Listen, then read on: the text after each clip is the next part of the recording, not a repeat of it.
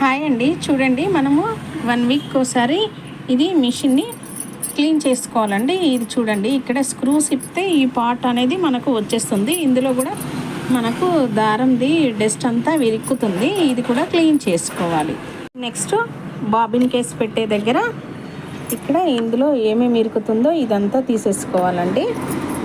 ఇది ఏది చేసినా కూడా మనము క్లీనింగ్ అనేది దారం ఉండకూడదు, మిషన్కి దారం మాత్రం ఉండకూడదు. దారం లేకుండా చేసుకోవాలి క్లీనింగ్. దారం ఉంటే ఏంటంటే మళ్ళీ ఇవన్నీ మనం కదిలించేసరికి దారము ఉల్టా రింగ్ అయ్యి ఇందులో తట్టుకుంటుంది. దారం లేకుండా క్లీనింగ్ అనేది చేసుకోవాలి.